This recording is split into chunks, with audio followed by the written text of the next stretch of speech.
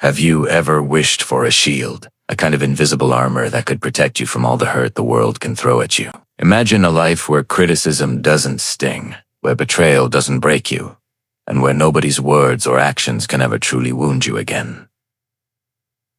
It sounds like a superpower, right? Well, the brilliant psychoanalyst Carl Jung suggested that this isn't a fantasy. It's a state of being we can all achieve. And the secret isn't about building higher walls around our hearts. It's about building a stronger foundation within ourselves. Jung once wrote, "Nothing and nobody will ever hurt you again."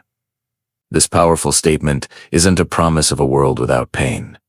It's an invitation to a profound inner transformation. He was unsuggesting that people will stop trying to hurt you or that difficult situations will magically disappear. What he meant was that you can reach a point of such inner strength, such self-knowledge, and such psychological wholeness that external events lose their power to shatter you. You'll become, in his words, inaccessible.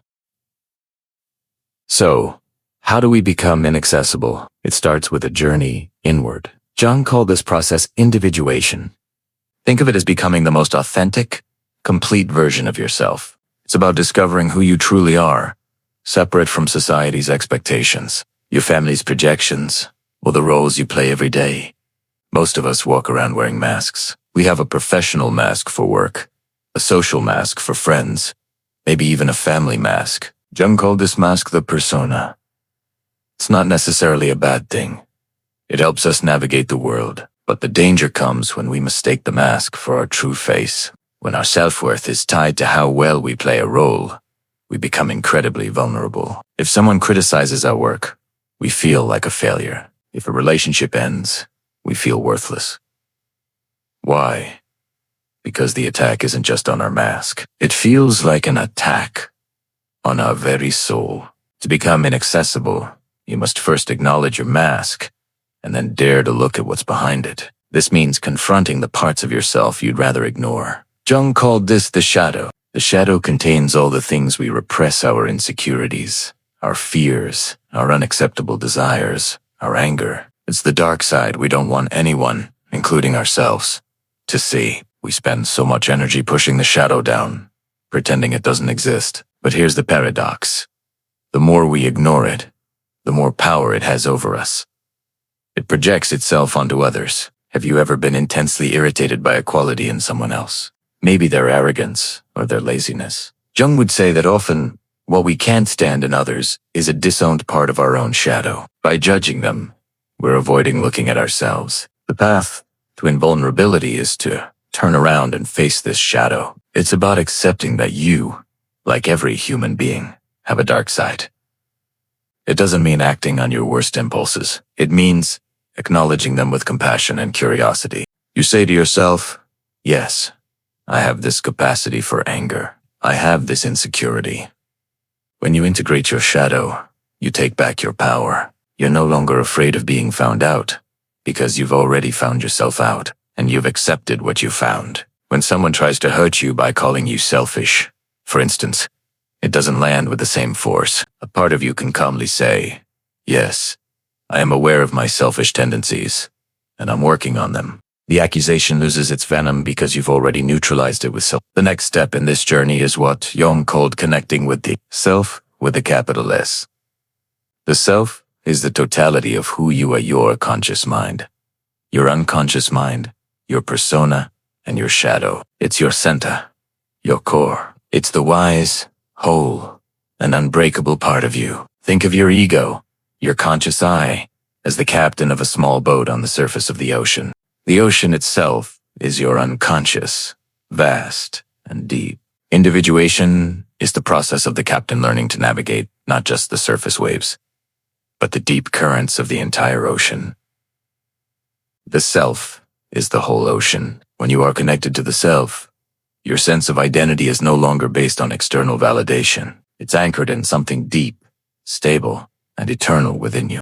This connection isn't just a mental exercise. It comes from paying attention to the language of your unconscious, your dreams, your fantasies, the symbols that resonate with you. It's about listening to your intuition, that quiet inner voice. When you live in alignment with this, deeper self. You develop a sense of purpose and meaning that is independent of your circumstances. Your job could change. Your relationships could shift. Your social status could rise or fall. But your core sense of who you are remains unshaken. You are no longer a leaf blown about by the winds of fate. You are the tree, rooted deep in the earth. The winds may howl and the branches may sway, but the trunk stands firm.